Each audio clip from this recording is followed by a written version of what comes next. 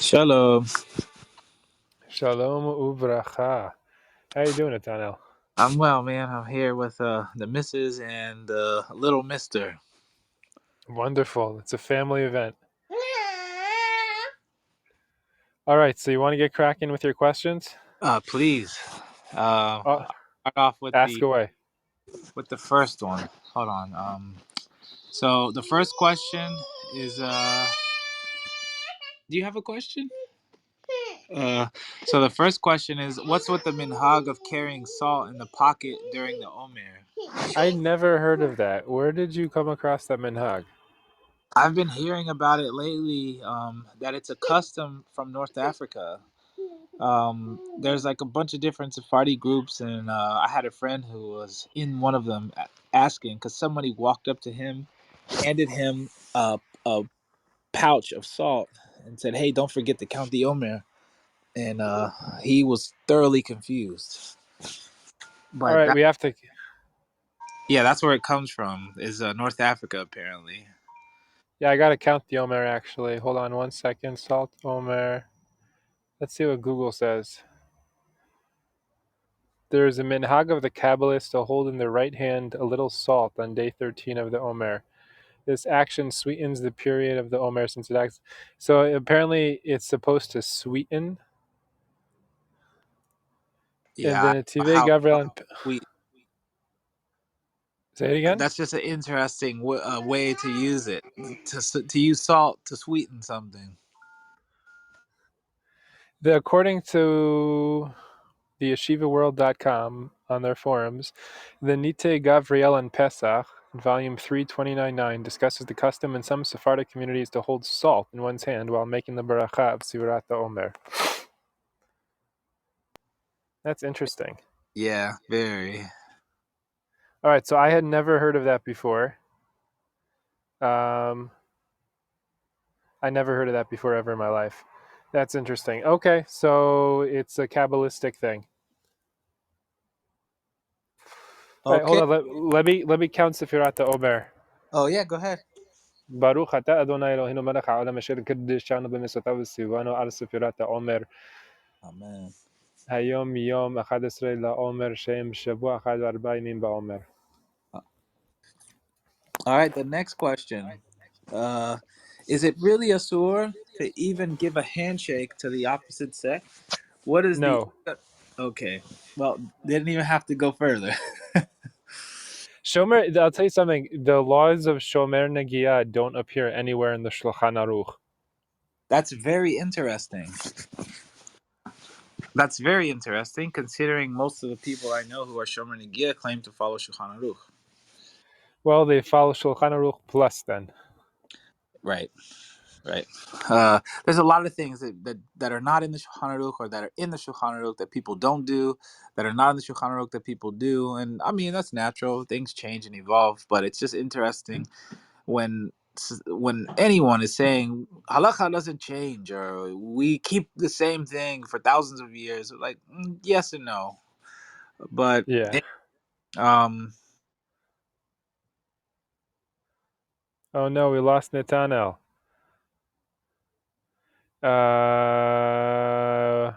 Well, he's getting back on. sorry. Here we go, Yeah, sorry. Netanel. No, not a problem. So the next, all right, baby, I got you. The next question is so what is the issue of Shomer Negia? Like is there an issue of handshaking or hugging? And when does it become problematic according to the sources? According to the sources, when you are physically in physical contact with someone who is a nida in an erotic manner, that is a violation. So just stay away from French kissing anyone who may be a nida, and you are fine. Sounds reasonable. Yeah. Yeah. Okay. So I've heard of Koli Shah and learned a little bit of Koli Shah. How I understand it is that a sensual voice that is like meant to try to like entice you or seduce you, that is Koli Shah. But just hearing a woman's voice in and of itself is no problem. But I'm not familiar with all the sources in the Mishnah and the Gemara, so that's why I'm asking. And the reason why I'm asking is because I've heard stories of fathers who have never been to a recital for their daughters because it was just all girls singing, like a little play or something, and they consider that kol isha. So could you clarify kol isha for myself and any others listening? I've never come across Kol Isha as a halachic term in the Mishneh Torah. I doubt it's in the Shulchan Aruch, but I don't know. But I've never come across in the Mishneh Torah. So it means Rambam was not aware of any prohibition of Kol Isha.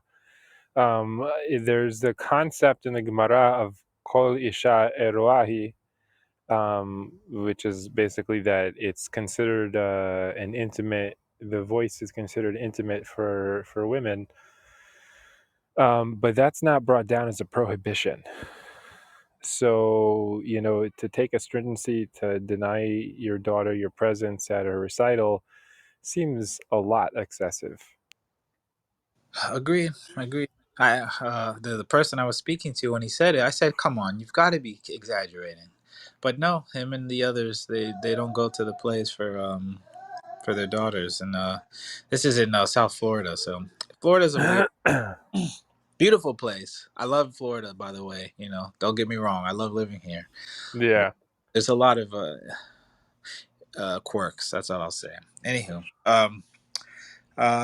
okay, so what's the difference between Sadaqah and Maaser, and are both obligations for Jews today?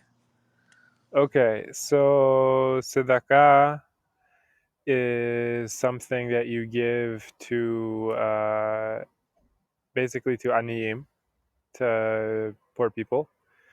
Maaser is something you give either to the Kohen or to the Levi.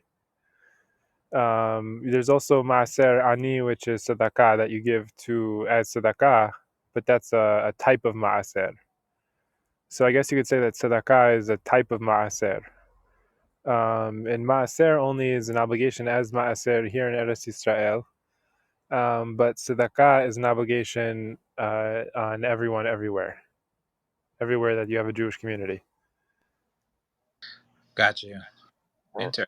So there's this I think there's a prohibition of over giving, like giving yourself into poverty. Person shouldn't give more than 1/5 of their income. Ah, Yeah, and but does such a prohibition exist for maaser, or is maaser so clear cut, like you only give this percentage that you could never really overgive yourself into poverty for the sake of maaser? Maaser has like Maaser for the Kohen and the Levi has a defined percentage. Hmm. The Maaser Ani, the Tzedakah, Maaser Ani has also a defined percentage, but the Tzedakah that you give has a parameter. It doesn't necessarily have a prohibition. Got you. In my last question, and remember, I put in the chat. I'm not sure if you wanted to address it or not. Um, Sure, but you read it, correct? I did. Okay, so I'm just gonna ask this, and this question is out of respect, out of his memory, because he's passed, and I don't want the question to come off in any disrespectful way because it's not intended that way. I'm just trying to ask a historically accurate a question that's based on the historical fact, which I'm not familiar with the fact. I'm not familiar with if it's true or not. I'm just Okay. interested to know the history. So there's a well-known Chacham that people are familiar with here, probably Jose Faur, Alav Shalom, and I have friends that say they learned from him or learned from his students, and they say that he did not support this takana against Gerim, and then I know some others who said no, he absolutely did. Yeah. I I honestly I never knew who he was until after he passed away, regrettably. Oh, So my question is do you know if he supported the takana against Gerim, and what what was the takana against Gerim, that if he did support it, what was the actual takana? Was it against Gerim in all cases, or just against marrying Gerim, but you can count them in a minyan? Are you familiar with the history with the takana with the Syrian Jews of Argentina that made its way to New York? yeah. So I am familiar with it. What I've heard reliably as his position. Why does it matter to you? Well, it doesn't matter so much to me. I'm just interested to know the mindset of somebody whose writings I'm currently learning. So it's not gonna detour me from learning from him. It's not gonna make me think of him in a negative or positive way. It's just like this is a question about him that I'm unclear on, and I'm Yeah, currently reading Homo Mysticus, um, The Shadow of History. I read through Anti-Maimonidean Demons. We started Horizontal Society, me and Gam and my friend Puriel, and so he's yeah, kind of like this major figure in my mind at the moment, somebody who I'm learning from. And as a Ger, you naturally would ask the question. Again, not that it would deter me from learning from him, but it's just like one of those things that I've heard and I'm just not certain about the history. And so I'm just interested if he actually did versus if he didn't. Like, right. why would people be strongly saying, yeah, he definitely supported it? But Okay. Okay, so I know where you're coming from. So here's the deal. What I understand to be his position is that Rav Faor, Zichrono Livracha, supported the original Takana in the original community in Argentina and did not support the transference of the Takana or the adoption of the Takana or the expansion of the Takana outside the original parameters. I'm not exactly clear on what the original parameters were, but I understand that there were subsequent expansions that significantly changed it. So that those are what he was not in support of. okay, interesting history. That's all my questions today. Okay, great. Yehuda, welcome. Do you have any questions for us? Not in particular. I was just taking the temperature. How was your Pesach? It was an excellent Pesach. Thank you very much. I was by my in-laws for the Haggadah, and then it was a nice, restful remainder of it. So was I. So was I. Um, Great. I'm glad to hear it. Eze Yofi, do you have a question for us? My name is Akeda, but can you provide a source for Oh, okay, that? da. Because I I heard something a little different than what you just presented to Jamal. The truth is, I don't remember which student it was. It was one of two students, both of whom are senior students, and both of whom would have the right to relate this anecdote. Because I can't remember which of the two it was, I don't want to give a false impression. But it was from a senior student. Right, but where would we go to find out? It's Oh, the reason why this I'm is saying it's oral Torah. important from Rav Faor. Yeah, I mean that's why shimush is so important with chachamim, is because you get a whole other Torah from what's put into writing. So are you saying that there's also a chance that there are places in writing where he supports that takana as well?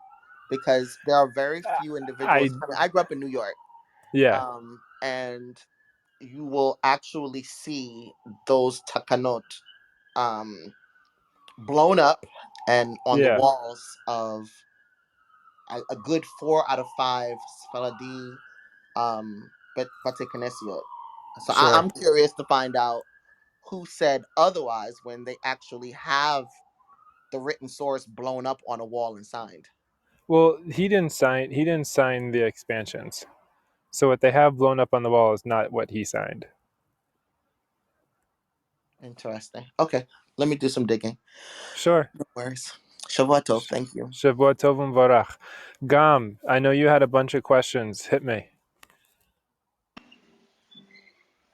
I gotta hold on. I gotta go into the group and get them. Yeah, pull them up on WhatsApp. Let's see. Guys, feel free to join the WhatsApp group. You can submit questions there. We answer them here. It's a Okay, great so system. Mishnah Torah Avodah Zarah 2:5 is the first one.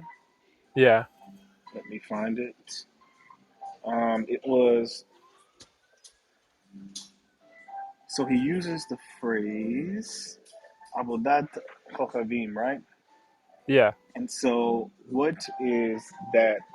Is he confined to the literal translation of it, or does that encompass other things? It encompasses other things. It's Avodat Zarah.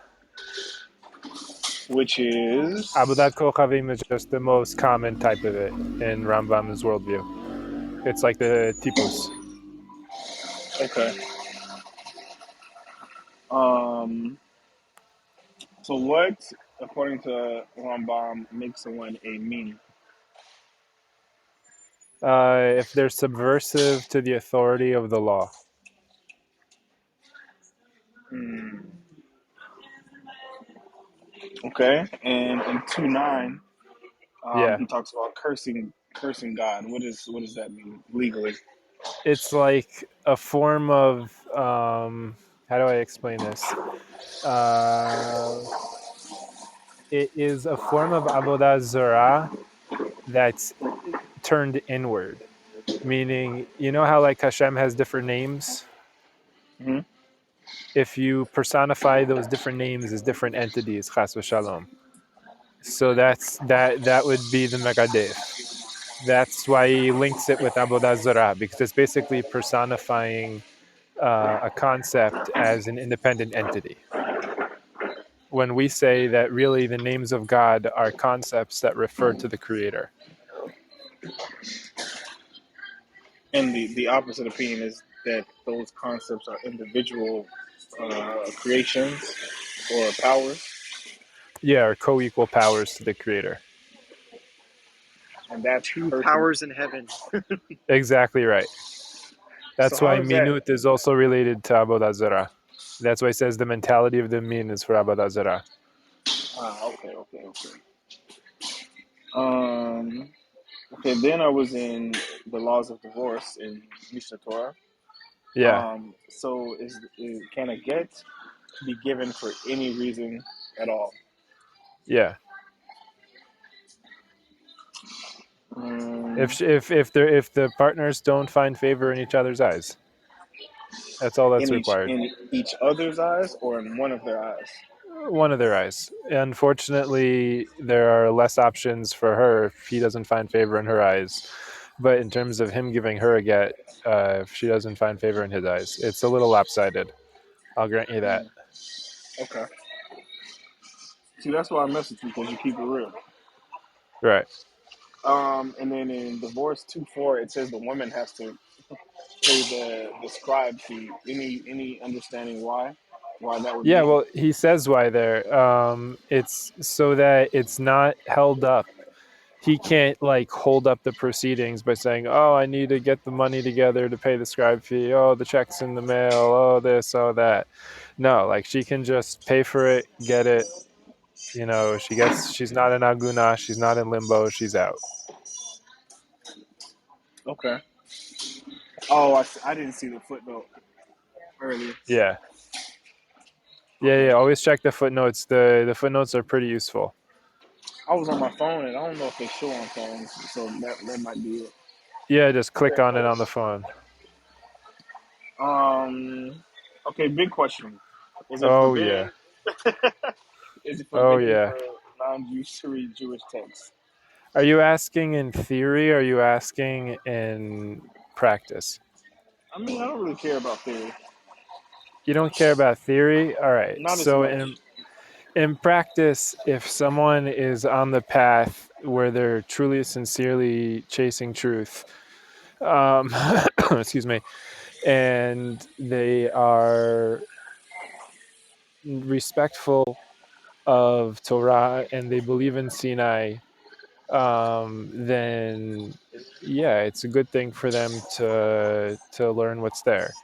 Also, the fact that things are published now as books, that kind of puts them in this like quasi Torah Shebechtav status. Wait, what was the question? The question was, can Gentiles learn Jewish texts? And I'm Oh, interpreting wow. that question. I'm interpreting that question specifically for oral Torah, because that's where you really have the issue. Right. The Right. practical issue, I think, is the most, because of the fact that Safaria exists now, and this is why Exactly. every time we have a conversation with somebody, whoa, what's mitzitza b'peh? You know, like it's just like, and I'm just like, I'm sick of it. Like it's just like, I don't know. I know that's So the, so I so went that there so and that whatever. highlights But one of two parts of a compound issue. One, that the part that highlights is when the Jewish heritage is weaponized against Jewish people. That's a huge problem. The second part of that is when Jewish identity is appropriated, or the Israelite identity is appropriated, and people identify in Israel while denying Jews the same identity, our identity. And when the two of those are together, when you have people identifying as Jews, denying Jews their identity, and weaponizing the Jewish heritage against Jews, well, that's actually what the church did with the Veris Israel claim. That's how the church functioned during the medieval period, when the church claimed to be the true Israel, replacing the nation of Israel. The church was the real inheritors of Christ. And so, therefore, the church then took the Jewish Bible and used it against the Jewish people, or tried to. And there was many great debates and all this kind of stuff, and took the Talmud and tried to weaponize the Talmud against the Jewish people. So this right, is the really disputation in Barcelona with exactly the right. Ramban, right? Yeah. There was many disputations. Especially there were some Jews who became traitors, and tried to facilitate that whole agenda. But that's really where you run into a problem, and where you have in the legal theory is that you can't teach Torah Sheba'al Peh to Gentiles for this reason. This is what I think it's the Mechilta, but I could be wrong. Could be the Sifrat, but I think it's the Mechilta. But yeah, But for it practical purposes, I don't feel like that's relevant anymore because they already are taking it out of context. They're already doing things with it. So I so feel like it made sense before it was translated into English and so accessible on the internet. Now I it agree. almost feels like, yeah. Yeah, I totally agree with you in broad strokes, and I think that there, like I said, there's this quasi Torah shebechtav status. Like no one says that you can't teach Torah. Like Torah shebechtav, you can teach to anyone who accepts the integrity of the Hebrew Bible. You can't, that's not questioned, but when it comes to Torah Sheba'al Peh, that's where it becomes dicey. And the fact that so much Torah Sheba'al Peh is now printed and available and accessible and on the internet and translated, and anyone can look it up for free, that kind of already puts it in the public domain in a sense. And I think it would be foolish if we were to pretend that otherwise. So it's really a dicey question, the Maaseh. Like in theory, okay, so we have this theory of, we don't want, for fear of appropriation and weaponization, we don't want to have, teaching trash about to Gentiles. In terms of the Maaseh, what do you do? Well, first of all, the Gentiles of today tend to be overall less hostile to Jewish people than the Gentiles of the medieval period and previous. And frankly, there's a lot more sincere, dedication. I'm continually impressed in my conversations with former Black Hebrew Israelites, how conversant and fluent they are in the biblical text, how sincere the dedication is to the biblical text. And that's something to build on, and then say, okay, you're ready now to start seeing things from the rabbinic perspective. You're ready to start seeing things from a Maimonidean perspective, rather than to maintain this rigid wall. And so, like Lamasa, there's a lot of ways we could get around the isur. We can question the association of this, the association of that, the identification of this, identification of that.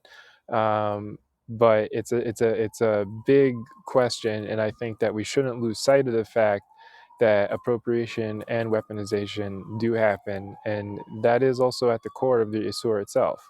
So even as we lamasa find ways around the isur, let's not forget why the isur exists. Right. And I think the way that I try to approach it in my practical life today is I try to say that, like, in the context of, let's say I'm having a discussion with somebody who's already familiar with Talmudic concepts, when I'm explaining Torah Shebek I try to make it as concise as possible, using the pshat as much as possible without alluding to any sort of, you know, as minimally as possible, to not allude to something that isn't plainly and obvious in the pshat. But what will sometimes happen, almost always, is they will be the ones to instigate. For example, if I'm having a conversation with a BHI, you know, like, or someone, or a Christian on Yeah. here, and I'm just using the pshat and I'm using everything biblically based, but I know what the Rabbanim say, you know, a basic understanding of it, so that if they question me, then I can say, oh, but the rabbis, right? Especially, you know, I do Right. counter missionary work primarily. And so when I'm doing stuff with, you know, Christians or whatever, and they mention like, oh, but your rabbis say Isaiah 53 is about the Messiah. It's like, I know Isaiah 53 is about the Messiah, but it's not only about the Messiah. And I will show them, Right. you know, that's sort of how I approach it, is that I let them, you know, strike first blood, and then I sort of put them in their place and say, well, what are you doing even quoting from these when you don't even believe? You know, they're just doing it to sort of basically make us look internally inconsistent and It's discredit our, disingenuous. right, exactly. 100%. 100%. It's a disingenuous tactic, and I think it would be naive to pretend that that's not going on. Sometimes when you have people participating in these discussions. So, like, for example, Gam, you mentioned in the chat, you know, the context for this question was someone learning Mishneh Torah with, you know, a messianic person. Now, I don't know if that messianic person was Jewish or Gentile, or what their deal was, but, you know, you can understand how there would be a fear of how would this be possibly used or weaponized against Jewish people by someone who's not approaching it in good faith. I I mean, think but if you you're understand the assuming intent, that they're in. You're assuming, well, not you, but the person was assuming that they were a bad faith actor from the get go, which isn't fair. Right. Right. I'm not advising the assumption that someone is coming in bad faith. I think that the whole principle of these open Q&As that we have here is that everyone comes in good faith until proven otherwise. Right. And I think that it's just more of a concern when someone's identifying as messianic or something, than when someone is just, you know, not coming with any agenda or any ideological baggage. Evan, did you have something you wanted to add in there? Yeah. Well, Gil, you know my background pretty well. We've talked about it numerous times, and I think Gamliel, you've heard me speak previously, so you might remember some of it. But I was raised in the Christian church, and then went through Messianic Jews before realizing a lot of what they hold by is kind of cultish. In the particular case I'm talking about, it wasn't kind of; it was definitely cultish. Um, one of the concerns that I would have is that um, a little bit of knowledge is a dangerous thing. And knowing that someone is coming with a particular mindset, even if Yeah. we're not assuming bad faith, Yeah. is something that I would be concerned about. So, for example, one of the things I remember was Gil, you just mentioned Pesach. We just celebrated that. Yeah. Um, the Afikoman is frequently used among Christians as evidence of, even without us knowing it, even us foolish Jews without us knowing it, we're signaling or symbolizing Jesus Right. because we break the second afikoman and then it's hidden and it has to be found. Right. And so Of there's a course. danger in talking with people about these things when you know what um, what their preconceived notions are almost certainly going to be. Yeah, I Uh, think to communicate so yeah, effectively with Christians, you gotta be ready to decode the Nazarene hermeneutic. You gotta be ready to deal with how Christians see everything as reference to Christianity, and that's just the basic part of Nazarenism. Well, you have to empathize with it too, is that whoever wrote those books were evil geniuses because of the way that they drosh, because that's kind of what it comes down to, is that the irony is that the New Testament is one giant drosh when you really get Yeah, down to it, and they will admit that. Because I'll use this technique, right? There's a pasuk in Hosea that says, "When Israel was a child, I loved him, and out of Egypt I called my son." It's Hosea chapter 11, verse 1. And sure. Matthew quotes it out of context and applies it to Jesus. And he says that when Joseph went to Egypt, whatever, his adoptive father, Jesus' adoptive father, he took Jesus with him so that he wouldn't be killed by King Herod. And then he went back to Jerusalem or Bethlehem, wherever they were, Nazareth, Nazareth, wherever it was. And they said Back to that Bethlehem, yeah. this was the fulfillment of out of Nazareth Egypt, in the end, I called guys. my son. Right, right. So I called them out on Nazareth that, didn't exist. right. Yeah, it did. Well, No, right. it did it. So if you call them out on that, it's very interesting what they say when you approach like Dr. Michael Brown or these higher level missionaries who I've approached this with, is they say, well, in the Talmud they do that all the time, right? They take verses out of context and apply them midrashically, sometimes even messianically, right? Sure. So what he basically is saying, if you're allowing rabbinical interpretations to do that, then you need to also be intellectually consistent and allow us to do that. So I do, and I say that's fine. But what then you have to acknowledge is that the Peshat is not referring exclusively to the Messiah. In fact, it's referring to sinful Israel. So Right? then they have to admit to me that the Peshat is referring to a sin. So then they're not going to use that prophecy because they realize that that's not a good proof, because they have to acknowledge the original Pshat. It says that the next verse says that they, prayed to the Baalim, right? It didn't Right? change the subject. So that's Right? the approach that I use with them, is I will yield to their, I'll play their game a little bit because I don't want them to call me out on internal inconsistency, but then I'll switch, I'll say, well, now we're back to the start, because now you have to deal with the pshat. You wanted to get away from it, but it's not going away. So that's my Well, approach. historically, it's a very good approach, by the way. I totally think it's a wonderful approach. And historically, the role Alexandria played on the development of Darasha was felt not only among the rabbinic movement in Judea, but also among the Nazarene movement in Idumea. And so what we see is that what later became the four Gospels, originally, the proto-gospel text, this was originally in Idumean, in a Nazarene Darasha on the biblical text, just like you're saying. It follows the parameters of Darasha, not the parameters of Peshat. The Peshat is exactly as you said, right? But the Darasha, okay, the Rabbanim take it this way, the Nosrim take it that way, right? And we can be modernist, we can admit it, because it's not saying then that Jesus is, equal to God, or Jesus is even the Messiah, right? You could say Jesus was a Messiah. I don't know. It's, that's a matter of personal belief. It's up to everyone. But when it comes to, uh, you know, how we interact with the Dirashot of another community, I mean, we don't need to be threatened by it. We just got to understand this is Dirashah. And I'll, Exactly. Yes. and I'll tell you something. I think that the Rasha of the gospel was my belief is that it was written in order to incite rebellion in the Roman diaspora, and that's why it was written, and that was the function of the original gospel.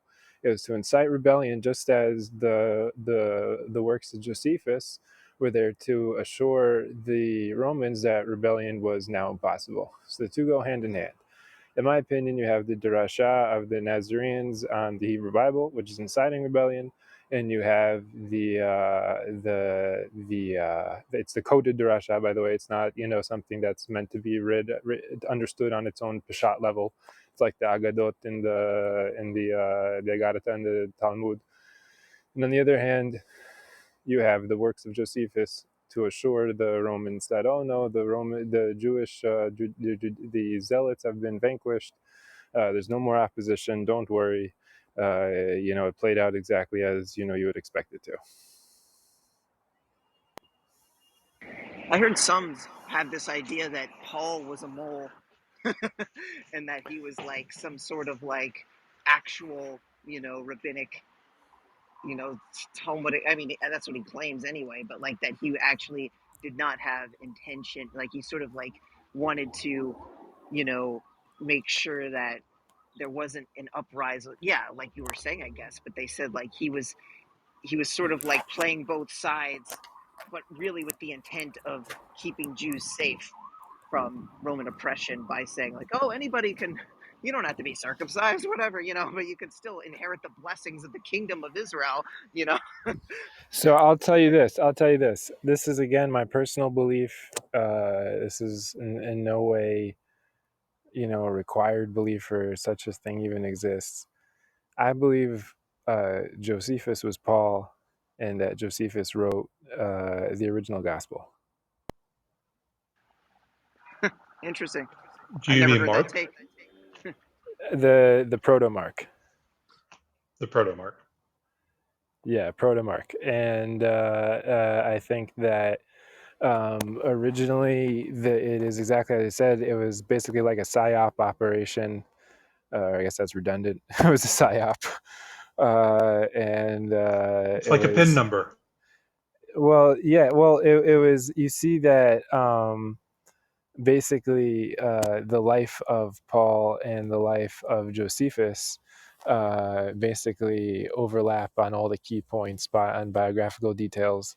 And you see that there's a lot of evidence that someone like Paul, or whether Paul is just another, pseudonym or whatever, someone like Paul might have written the first gospel chronologically.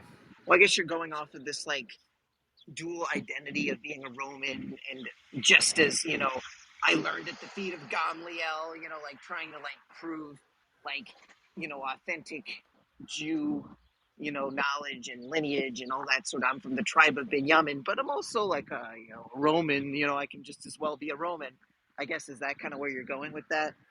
Well, that's one aspect of it. I mean, the fact that Josephus, represents himself as someone who is, a member of every sect, and nowhere does he really say that he himself was a Judean. If you think about it, he very well could have been a Idumean. He just was priestly, right? And he was definitely He says he's from cosmopolitan. Benjamin. Yeah, I mean that that's just his his priestly attachment. That's Well, his Paul says he's deployment. from Benjamin, but not Josephus. I don't know what he says. No, Someone in the comments Josephus. says he's a Josephus says Kohen. he's a priest associated. Josephus said he's a priest associated with the tribe of Benjamin.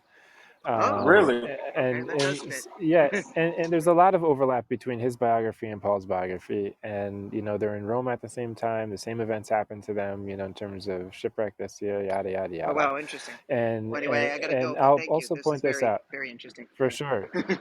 Nice to meet you, Yehuda. Mhm. Shabbat tov. And so tell me, Gabrielle, did you have something you wanted to add to the discussion? Actually, just before that, Gil, if I could Yeah, interject sure. one single thing, very briefly. Yes, sure.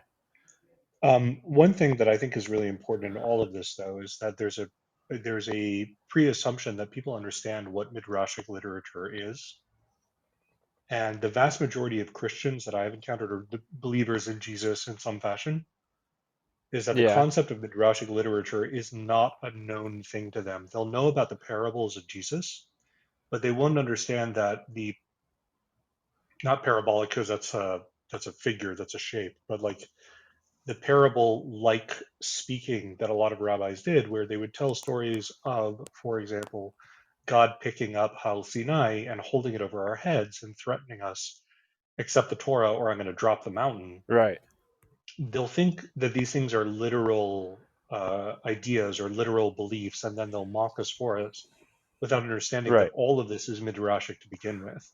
So I think that's one of the most important factors that a lot of people have a hard time with. I've certainly run into that difficulty when dealing with speaking with Muslims, particularly the concept of 100%. midrashic literature. So I think that's one of the things that you guys kind of blew by it as if it was a pre-assumption that people knew what that was. but I think it's really Right. important to focus on. That's very true. Midrash is poetry, and people, need to be sensitive to the poetic and the religious experience. 100%.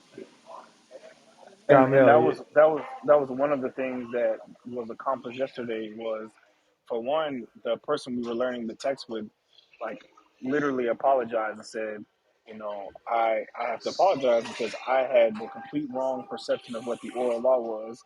I had no idea that it was such a beautiful and intelligent uh, writing. Because the New Testament paints the Prushim in a very negative light, so everyone just automatically assumes the oral Torah is some evil document that's trying to control people. So right. I would say we did more good than harm by exposing someone to the truth of what it is than the conceptions that the church has pushed out on people. That's true. It's an itla asot. Agreed, There's definitely, very it's much. definitely, regardless of what the law in the books is, you could definitely say it's the moment requires such a response. Sorry, I didn't want to sidetrack you guys too much. I know Tommy probably wants to speak, but Yeah. I thought that was important to mention. Rav Gabriel, did you have something you want to add? No. And then I think Yaakov wanted to say something as well. Oh, I was just gonna put it out there. Chaim Maccabee was a late scholar that had a lot to say about what he believed to be, and I think he very convincingly argued was the case for the relationship that the historical figure that Jesus was based on, and Yeah. the relationship he had with the Perushim. He wrote a book Yeah. called Jesus the Pharisee, but it was a popularization of scholarly articles that he wrote. Well, like I said, he argued the case that JC was a Pharisee, and actually what we know today as the Gospels had its roots in re-rendering of the oral tradition that sprang up around his life, and a Yeah. suppression of the historical figure and the historical movements that followed. And I mean, he points out the fact that like for example, um, the I don't know if this came from him or if this came from some other writings, but we know for a fact that the Pharisees actually hid the heads of the movement started in Jerusalem by Yeshua. So Yeah. if the Pharisees were at odds, and Paul was a Pharisees that was persecuting, what was actually supposed to be a Pharisee movement, and Paul was working for a high priest, and we know the high priest and the Perushim, didn't really get along, because the former Sure. was sort of an agent of Rome. He actually believes that what we call Christianity today, I guess it goes along with what you said. What was the outgrowth of a more Roman-based understanding, while the original movement that Christianity was founded on was actually suppressed and exterminated. And he cites the work by Shlomo Pines of Sure. the Ebionite Finesse. manuscript. Yeah, I just wanted to put that out there if you guys were interested. For sure. And echoing Professor Maccabee, Rev Or definitely picks up on in the gospel according to the Jews. I highly recommend how he treats it, and how Rev Or Zichron Livracha picks up on the historical Jesus, and basically points out that the Pharisees are trying to protect him rather than persecute him, and that the persecution happened from the establishment Jews who are basically aligned with the Roman court powers. So that's a Gospel According to the Jews, very interesting book. Thank you, Rav Gabriel. Yaakov, do you have any question or something you'd like to add? Yaakov will be with us soon. Yitzchak, would you like to add something to How the you discussion? doing? Shabbat Tov. Yeah, I wanted to Shavua say Shalom because you were Varach. talking about Josephus and stuff like that. Also in the Gemara, it talks about Yohanan ben Zakkai, and they have kind of like a similar story because when Jerusalem was getting siege, Yohanan ben Zakkai, he went in a coffin to meet the future, obviously the general at that time, but the future emperor, and he told Titus, you shall be the emperor. And Yeah. also there's a story with Josephus, and I think it was the siege of Masada, where they were, hiding and stuff, and he made all the men, he's like made them do a draw, made them, commit suicide, and him and I believe one of his companions, I think it's So David, his name was, I don't know exactly, so but they actually, have it turns out that the whole Masada thing was a hoax. It never happened. okay. So you would say Yohanan ben Zakkai, that story is true, and Josephus he wrote it from there, or because it's like Yeah, the same the yeah. He prophecy. was.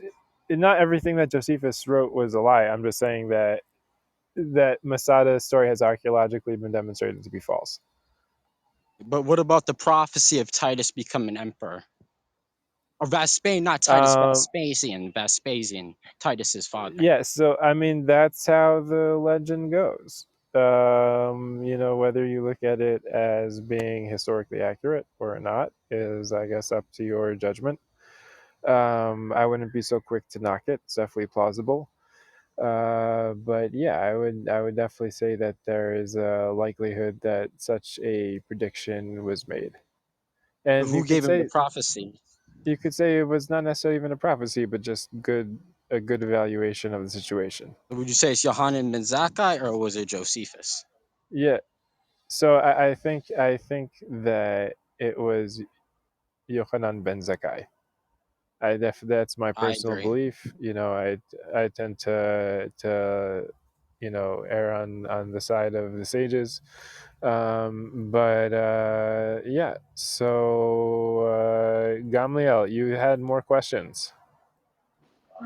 Yeah, the last question I have is it came from I was discussing something about a week ago with some people, and they were saying that they were making the allegation that the Sanhedrin was basically corrupted because there was a person in that was the Kohen Hagadol that was not supposed to have been in there, and so because I was arguing for the Sanhedrin being like a moral entity that was trying to like preserve halakha and teach halakha, and they were like, okay, if that's true, then how did they allow a unworthy high priest to assume the office of high priest? So I'm wondering, are there Yeah. any records that indicate that the Sanhedrin had maybe gone through a period of corruption around like the end of the Maccabean period to the times of, I guess, the Mishnah around the New Testament? Yeah. Well, first of all, there's two separate questions there. One is, did the Yes. Sanhedrin undergo, any kind of corruption, and do we have documentary evidence of it? And two is, what's the relationship between that and the Kohen Gadol? And Josephus, yeah, Josephus describes, how, it went through a lot of revolutions, first being controlled by the Sadducees and the Pharisaic revolution, but still there's problems with the Pharisees and still disputes with the Sadducees and yada yada yada. But the Kohen Gadol was not necessarily the head of the Sanhedrin. So what was going on with the Sanhedrin, with the Kohen Gadol, was not necessarily reflective of the state of the Sanhedrin of that generation or of the tenure of that high priest. So you're saying there were two distinct, like I guess, legal entities that were not necessarily bound to one another? Yeah, it's checks and balances. It's a division of powers. Interesting. So Yeah. there was a different body that put the Kohen Hagadol in place than there was that were legislating on the Sanhedrin, is what you're saying. Yeah, you had in the biblical, like in the Pentateuch, in the biblical map, that is the Kohen Gadol, obviously Aaron Kohen, right? And versus the Shivim Zekenim, right?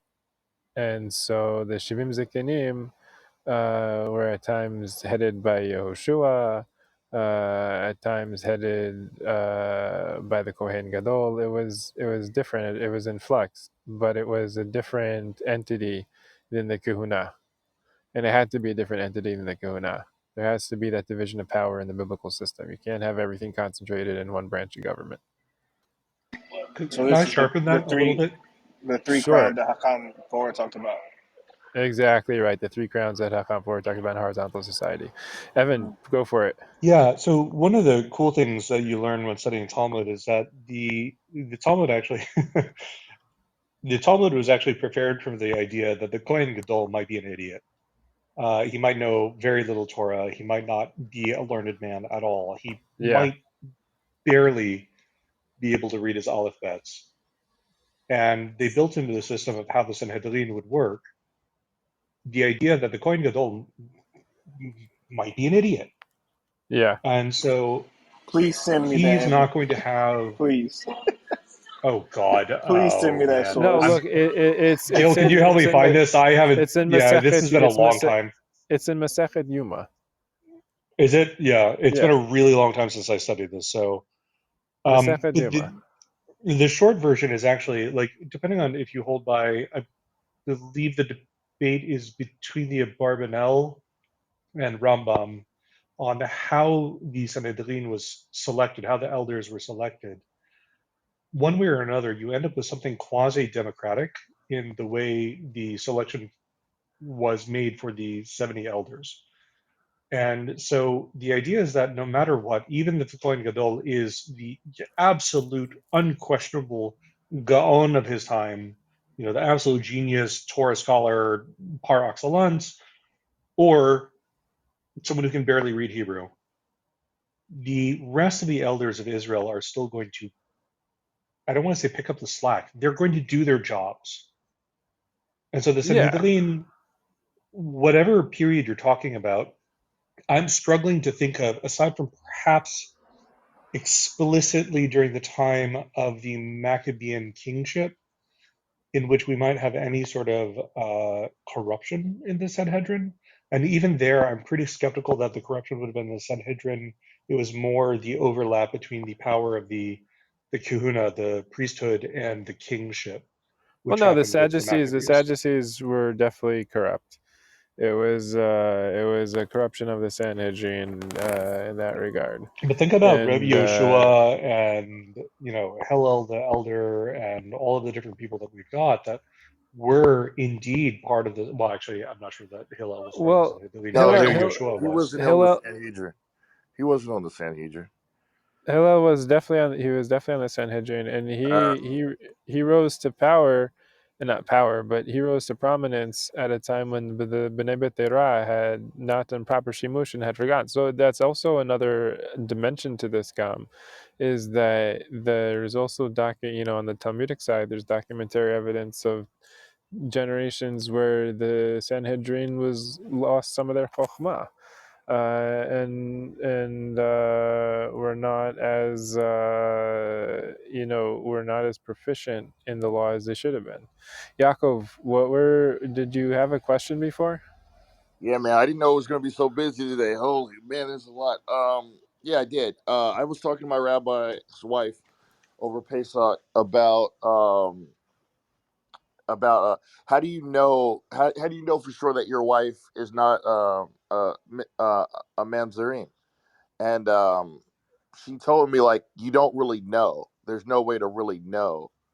You just kind of have to trust because like you Yeah, never know if somebody has family secrets. So I just wanted to know if there was any more clarification in that because I've been reading a book about I've been reading a book from the 60s called Jewish Laws in American Courts.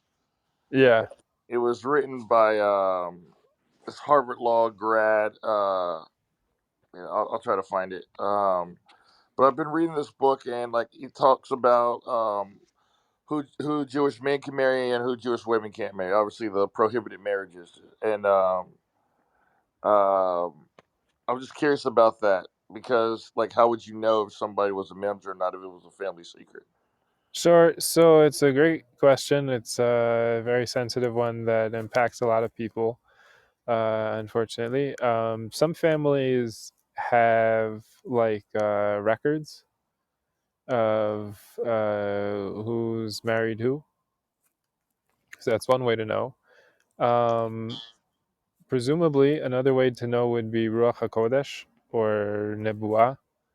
If someone was to access objectively true knowledge directly in that fashion, and so they describe Mashiach as being able to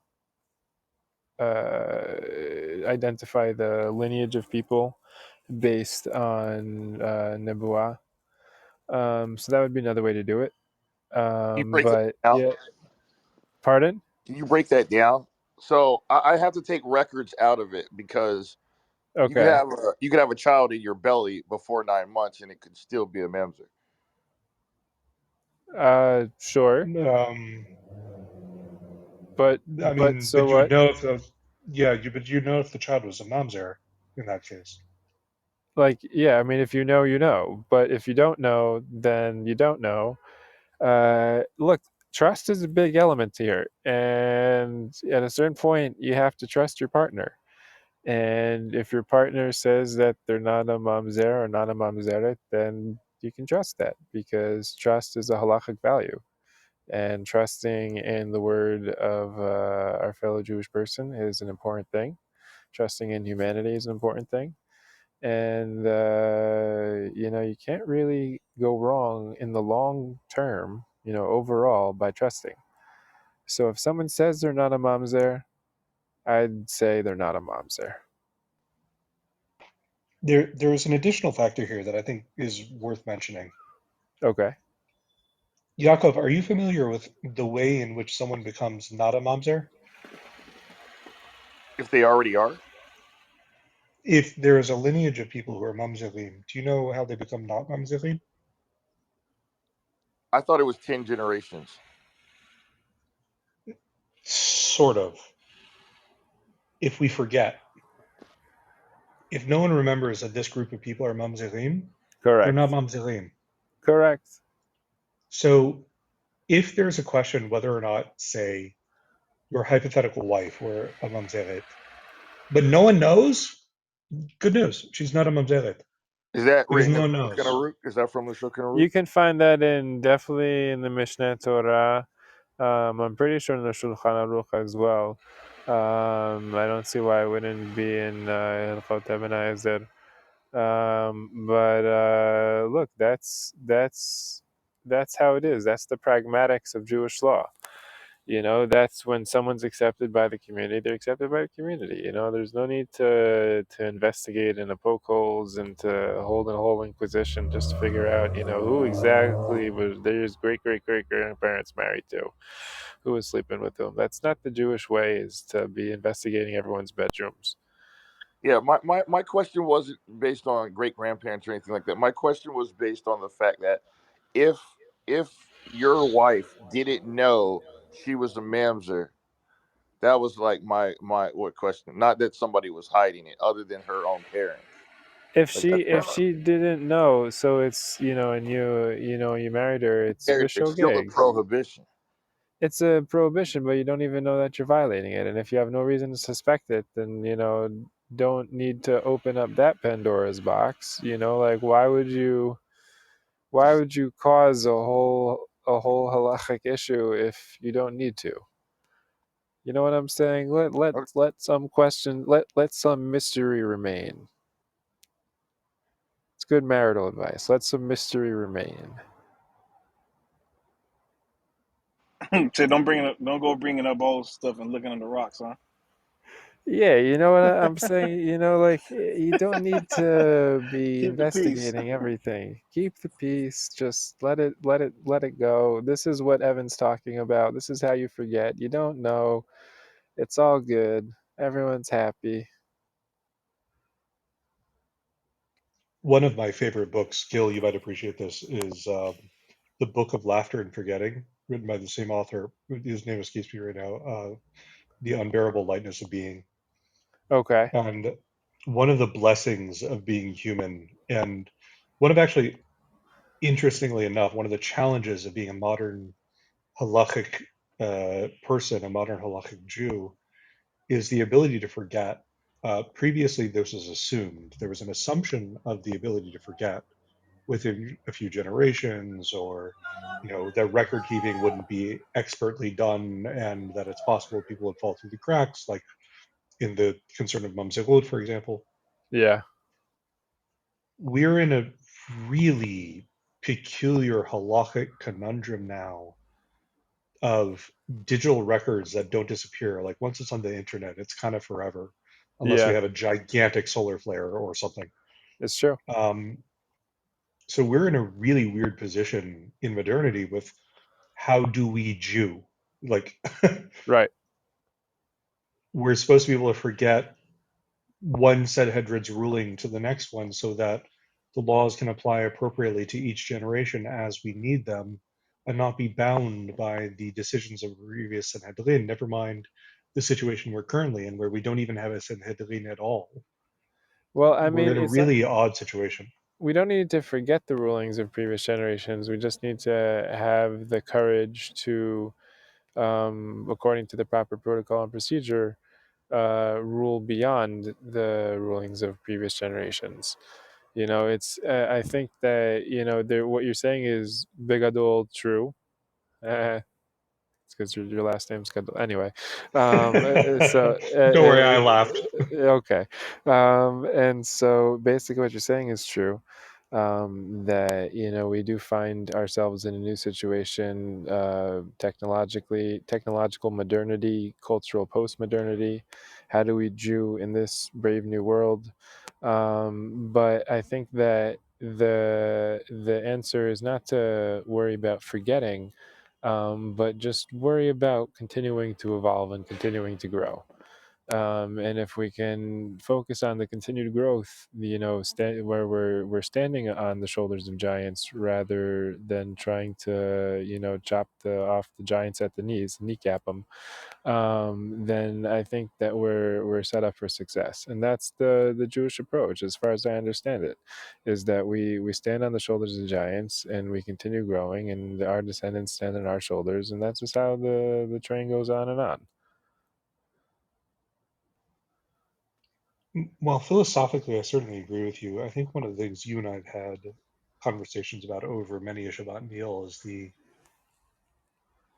recognition of human nature. The moment something's written down, the moment you can sort of like refer back to it and check what you remember and say, nope, nope, it's written this way. It a bit changes the paradigm of how do we interact with our traditions and our Yeah. laws as Jews. And so, like, not to say that the forgetting part is necessarily the most important aspect of all of this, but the that sense of permanence that you were sort of describing, like the courage to say, just because it's written doesn't mean it can't be changed tomorrow should we go through the appropriate procedures. To And put that's it, something we have. Oh, please, by all means. no, please finish. I'm sorry. I was just going to say, like, and that's one of the things that we struggle with as humans generally, and certainly as Jews, is the idea that just because it's written, now this is true in a capital T truth kind of way, rather than this is true for when we needed it to be true. And now we're moving on to an area in which we might need a slightly different emphasis on our values to appropriately grapple with the situation we're in today. If And you that's hard think to of do when it's written down.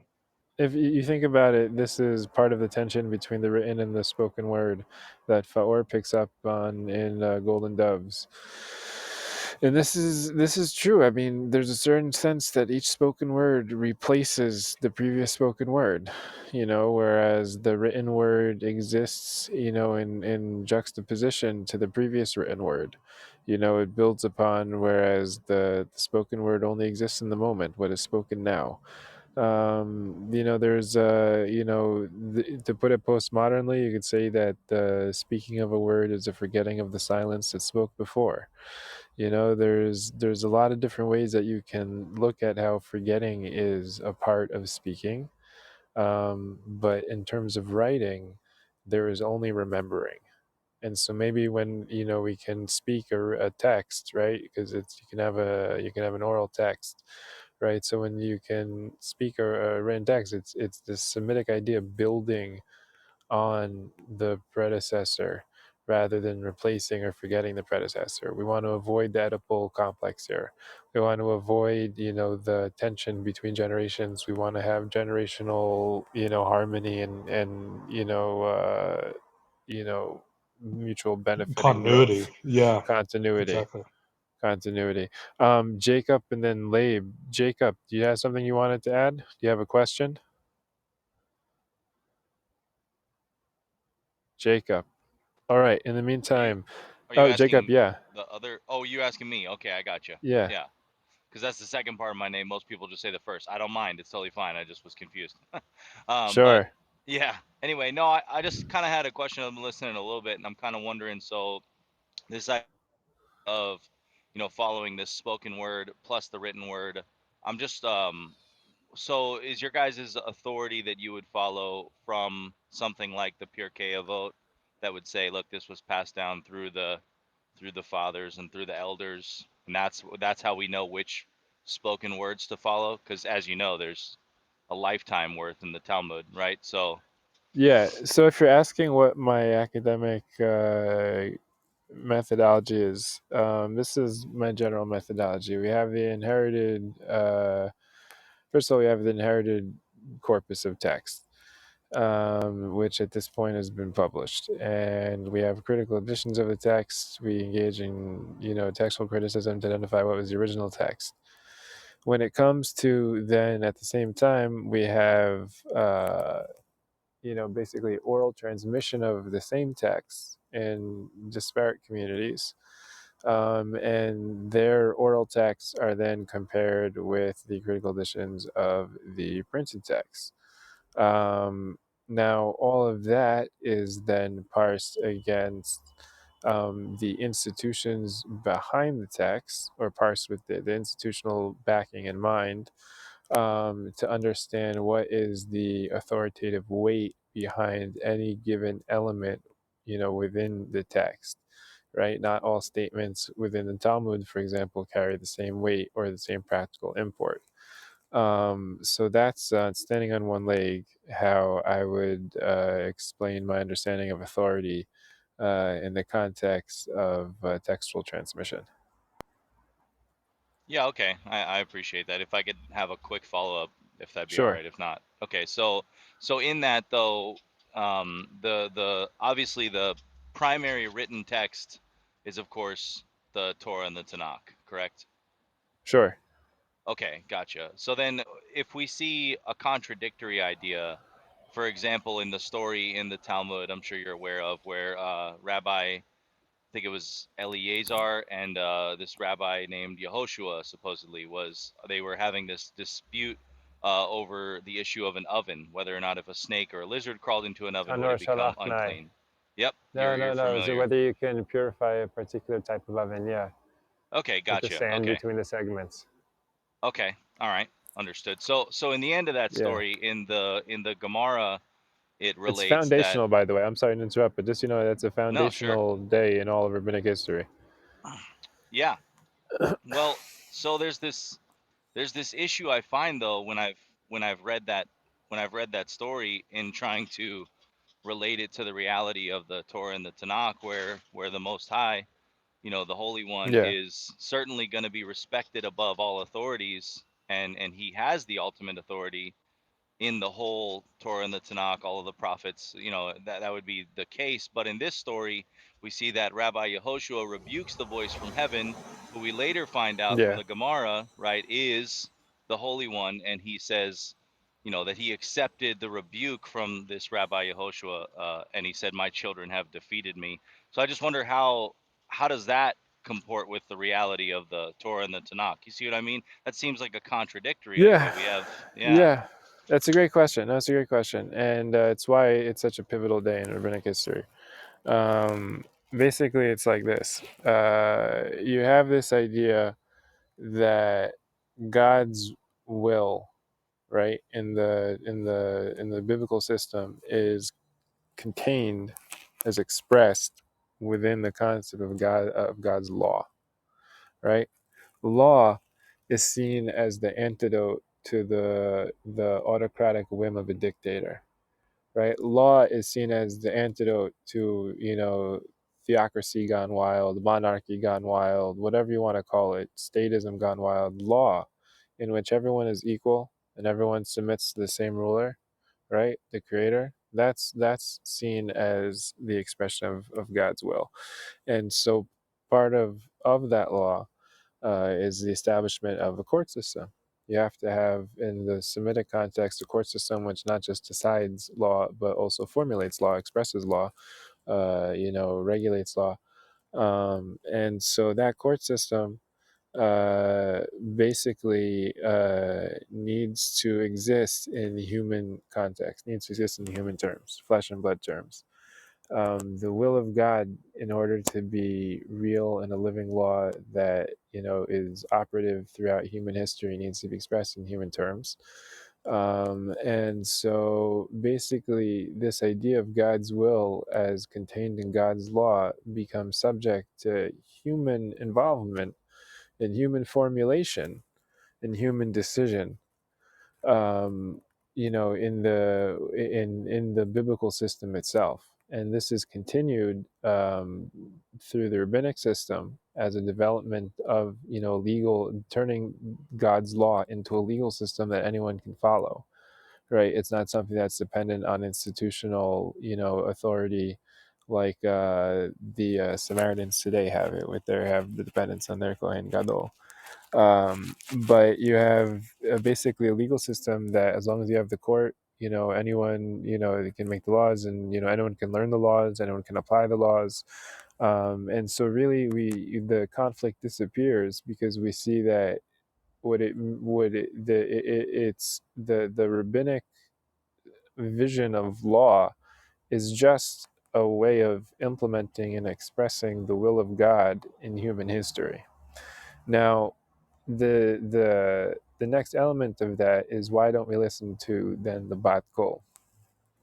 It's because it has to, once it's in human hands, right? Once it's something that's accessible to human beings, it has to be accessible to human reason, it has to be accessible to wisdom, has to be accessible to the human intellect. It can't be something that is inaccessible, because then that you would say, look, I'm not a Gnostic. I didn't have that spiritual experience, that direct knowledge of God. How could I be held, legally accountable for my actions? How can I be culpable?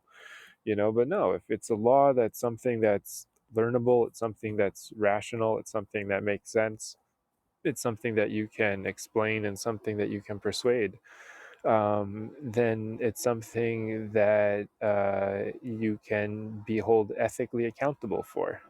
And ultimately, what is law if not a system of mutual accountability, right? And I've actually I had some off time during Kol HaMoed, so I was watching this show called Suits, and it's a really it's a funny show about people who are lost in materialism, but there's a lot of law in the show.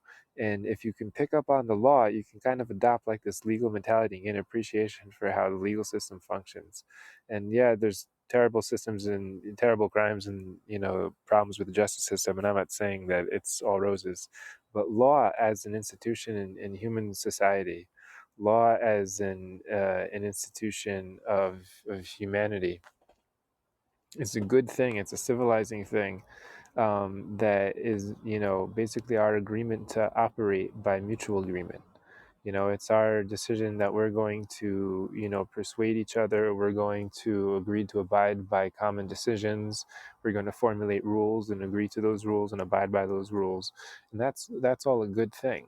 And so that's why we see that the will of God is very naturally contained in the idea of God's law, because law is itself a very good civilizing factor. Is that Jacob? Does that answer your question? It it does, but it raises another, and I don't want to take up the stage, but if I could just quickly tell you what it raises in my mind, Sure. it raises the question of this idea, which is found in that story in the Talmud and in other places, as far as I could tell, that the majority rules when it comes to these matters. And it's Sure. not without reason, but as you know, in this law system in America, even the idea was a true democracy is actually a gateway to just evil men leading, right? It's Just very simply true. by mob rule, right? So that seems problematic. So the law, the American system is based on the Roman system, and the biblical law is not like that. The biblical law has a different system of checks and balances and a different approach to justice. And it's Oh, not I an agree. Athenian democracy. Yeah, no, No, I it's don't think in the biblical law is like that, but respectfully, I do sort of see the rabbinic ways as being Could, akin to that, right? could no Majority I rules. offer something here? the just I'm sorry, I'm just going to close my throat. No, I just wanted to say no, the rabbinic system is very much in line with the biblical system in that regard. It's it's not an unbridled direct democracy. I might actually strengthen Okay. that even further than what you just said, Gil, and say that the very purpose of the verse that's quoted in that story, Lo b'shamayim hi, if people are familiar with the verse, the section of Torah that's being quoted there, it is not in the heaven that someone can say, we'll go and get it for us, nor is it across the sea that Exactly right. someone can say, right. And so it is close and it is very near to you, is a off the cuff Evan translation of that. Well, yeah. Respectfully, though, when I read that story in the Talmud, I went and reread that section of the Torah, and I gotta say, he's using it, as far as I could tell, extremely out of context. The context of that Yeah, passage I is saying it's not disagree. too hard for you to do the laws that I'm giving you. Don't say that it's in the Right. And I heavens; it's disagree too with far you. away. Oh well, I mean, yeah, we could go to the passage if you'd like, So but let I me mean, offer you yeah. the reason why so I disagree with you, because this might be really relevant to the conversation. One of the things that happens early on in Moses's leadership, let's call it, is he's confronted with a question that he doesn't know the answer to, and he has to go speak with God. And then shortly thereafter, he's told by his father-in-law, "Hey, dude, what are you doing? You're going to kill yourself if you keep on trying to judge all of these things yourself. You need to institute a system of judges who are going to be able to adjudicate on these particular issues." And so the idea that the Torah is not far from you, the idea is that, as Gil very rightly said, human reason is the way by which we are able to derive what is the right answer to the question of what is mishpat tzedek. It's not just a question of law, it's a correct. question of righteous law. And that's accessible through reason. It's accessible through grounding ourselves deeply in Torah and the way by which these things have developed. It's an understanding of what are the principles underneath Torah, the ideas behind Torah that allow us to even get to where we are today. And I think that's the thing that's really misunderstood in this story. And I run into this over and over and over again with Christians and Muslims, particularly about this story. They find it anathema, it's offensive spiritually to them. But the truth of the matter is, all it is exactly what Gil has said. It's the idea that God said, I have given you the Torah. It is now your responsibility to do this. And any time in the Talmud we peer beyond the veil into heaven, understand that that is almost certainly midrashic to begin with. It Right. is to illustrate an understanding of what is our responsibility as humans, and particularly what is our responsibility as Jews or Bnei Israel. Correct. Yeah, certainly. No, I mean, I can agree with most of what you said there, but the problem is, even if it's midrashic for me, it's still this idea that, the Most High, the Holy One, blessed be He, would ever look down and say anything like that. That's the part of the story that was offensive to me, to be honest with you, right? My But I children have mean, defeated me. Yeah, that's. God's got a sense of humor. God's got a yeah, great sense of humor in Judaism. it's It's lovely. wonderful. You It's so have much this fun. image. I have this image, kivyachol, if it could even be said. I have this image of a father like wrestling with his kids, Yeah, and like his kids 100%. piling up on top of him. And he lets him win. Like, Yeah, yeah, and he you lets him got me, win. son. You guys got me. Exactly Yeah, it's right. beautiful. It's wonderful. Good. Could you imagine, Gil, when your daughter gets to an age, whatever that age happens to be, that Yeah. she defeats you out and out in a conversation about who's right?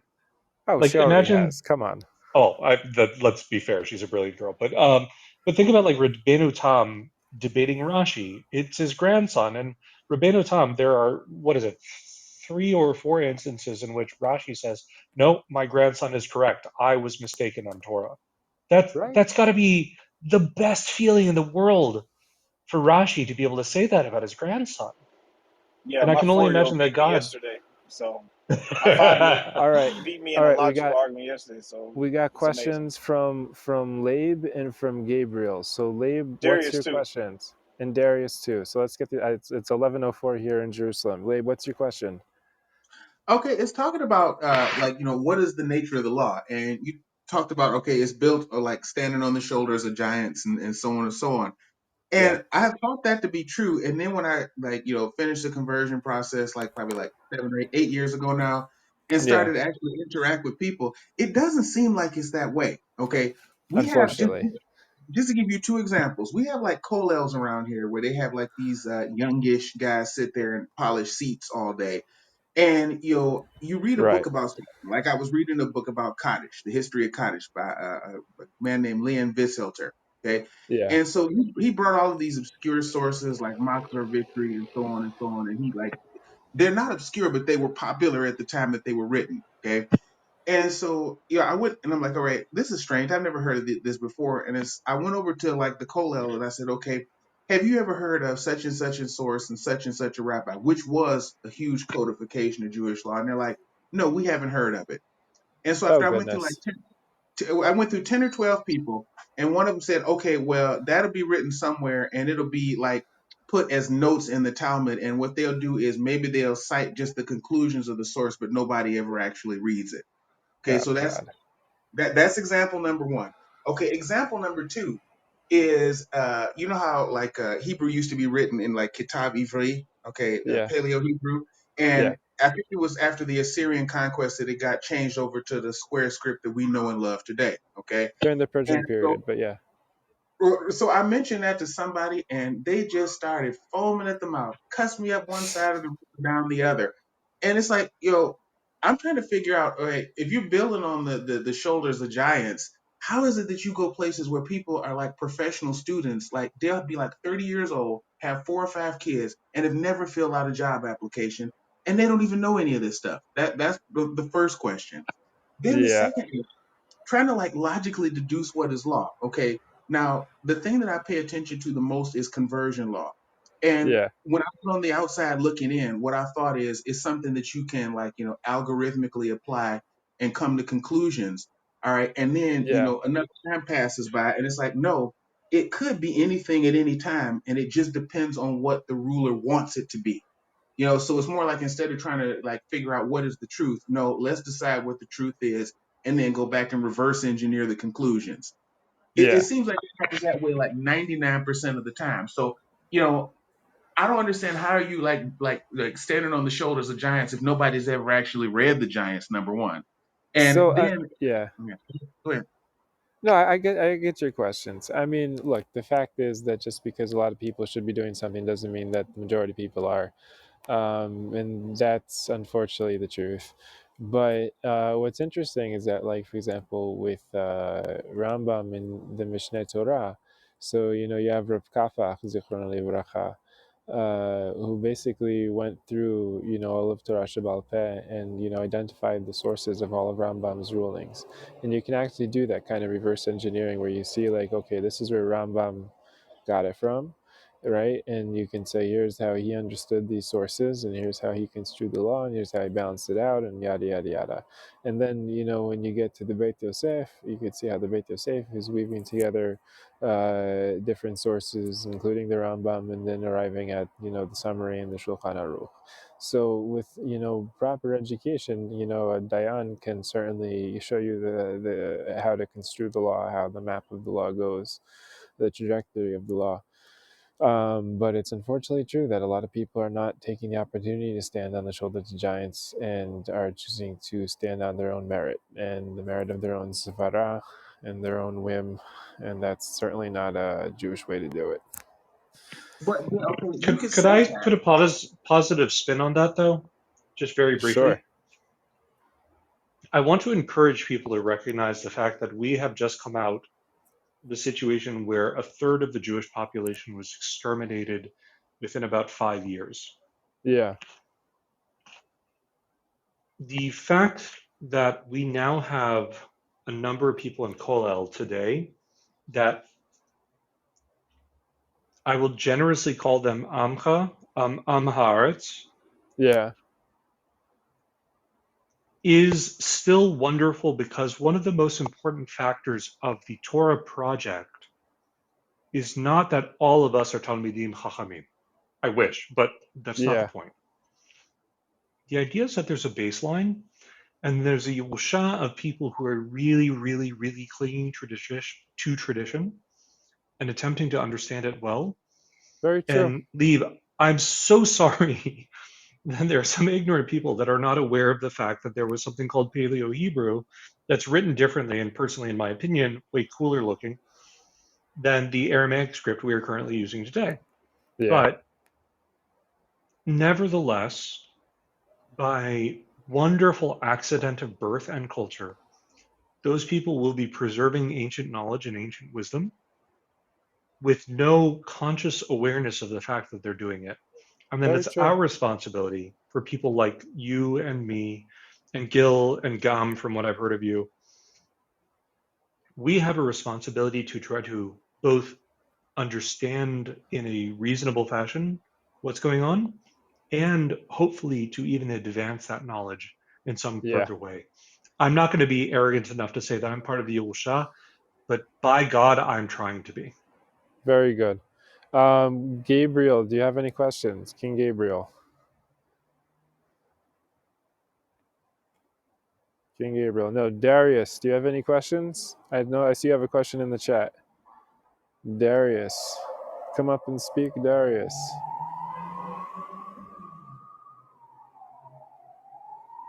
Darius. Sorry, guys. My Uh, my phone was frozen. I apologize. Not a problem. King Gabriel, what's your question? It was actually when I think original or the original was just up here. You guys were talking about the sense of humor. In the Torah, and there's actually quite a bit of that. Yeah. One of my favorite kind of stories is the multiple reasons for Yitzchak's name. Right. Right. So, the first time, God tells Abraham that he's going to have, a son with Sarah. Uh, Abraham, it literally says Abraham fell on his face or something like that, Yeah. like laughing. So Abraham laughed and he said, "Come on, I'm 100, she's 90 or whatever. That's a good one, God. That you're a funny guy. You've got jokes." And then Sarah overhears something like this, and then she laughs, Right. um, like,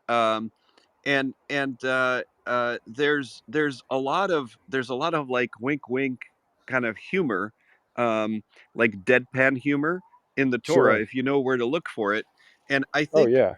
I think some like I think that some of our brothers and sisters who are Muslim or Christian, um, they maybe during the process of like adopting elements of our faith or our history, they may have lost sight of the humor. Right, a lot of the humor comes with the Yeah. oral tradition.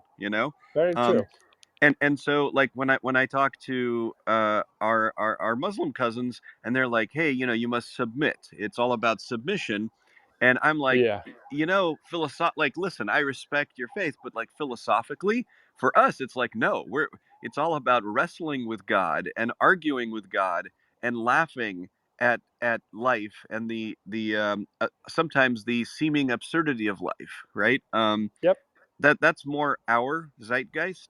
So I just wanted to share that. Oh, I think it's a very nice thought. I definitely agree. The humor is definitely missing in too many people's interpretation of the Bible, and they miss out on a lot of the dry humor. It's a lot of sarcasm in the Bible. Darius, do you have questions for us? Paging Darius. Shalom, shalom, Sputo. Shalom uvracha, Shavua tov u'varach. I put my question in the chat because my background is loud, but I'm pretty much curious about the Samaritan community and why they don't allow converts to come in, and are they correct about Har Gerizim being the mountain of God, and is this the true priesthood we need to be looking to, and if so, what does that mean for rabbinic Judaism? Okay, that's a great question. Uh, I think Har Gerizim is no longer, personally, it's my personal belief, I think it's no longer the mountain upon which we're supposed to offer the sacrifices. It was at one point. Then I think Sion was selected. And I don't think we have to follow their Kohen Gadol. I think that it was a mistake that they made to rely on the institutional authority of the dynasty of the Kohen Gadol rather than to expand it to a full court system like the southern kingdom of Judah did.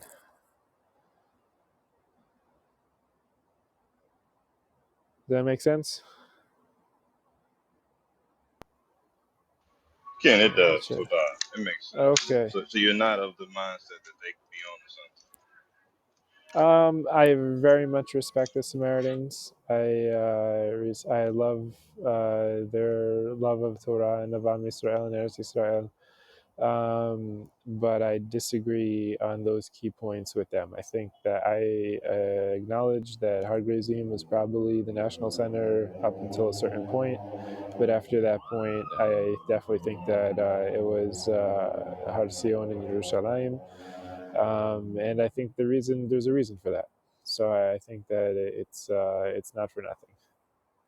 Basically, I think that the idea. I think we talked about this once actually in the Q&A maybe a month or so ago, where really Sion represents this ideal of human fellowship. And really, the idea is that God chose a place that was a city, a real human creation, a real human habitat, a city, based on the idea of brotherhood and sisterhood and fellowship and real humanity. And that became the place where God chose God's name to dwell. I guess my second question would be most of the Tanakh that we have is from the Southern Kingdom perspective. Do you look at the Talmud Bavli as a North Kingdom representation or a Northern Kingdom representation of Tanakh or understanding of Tanakh, or where would you go to find the Northern Kingdom perspective?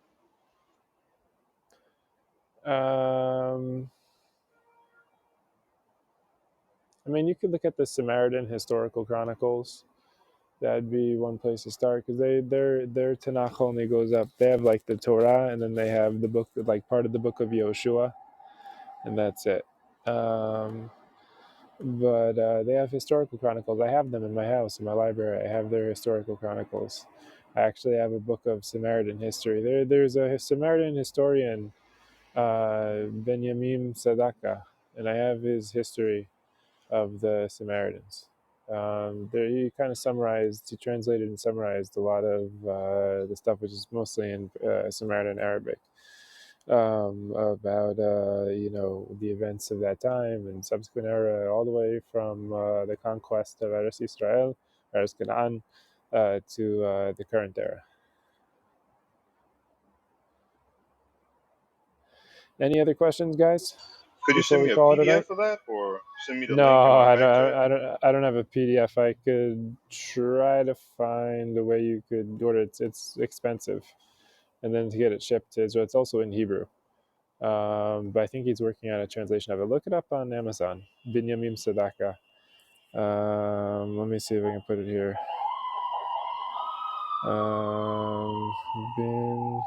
Binyamin Sadaka.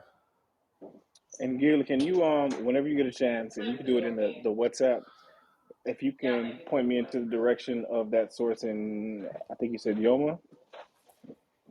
About the Kohen Gadol being in Amaret sometimes. Yeah, Yeah, okay. I'll have to look it I'm up. so amused. That's the thing that really got you today. that's crazy, bro. Like because you would never think, well, I would never think that, but when you said it's like, that's exactly what happened. So that was smart of them. Yeah, no, they were pretty streetwise. They knew who they were dealing with. All right, guys. Any more questions before we call it a night? Yeah, I can hear it in Gil's voice. He's actually quite tired. So, Oh yeah, Wait, let the questions come. If we got more questions, this is the time. yeah. This is probably a record session here. Gam, did Yeah, you this is already for ask the. him about the get in the ninth tenant? Yes, sir. Yeah. Just catch the replay. Catch Okay. the replay, guys. Or All right, I'll everyone. explain it to you later. Everyone, join the Global Torah Alliance. Feel free to catch our Open Judaism Q&A every Sunday at 9:45 Israel time. I don't know what that is in your time zone, but we have open questions. Bring your questions. I'll answer to the best of my ability. All questions are welcome. Have a Shavua Tov, everybody, and keep learning. Keep learning, guys. Shavuot Tov. Toda Raba. Shavuot. Shavua Tov.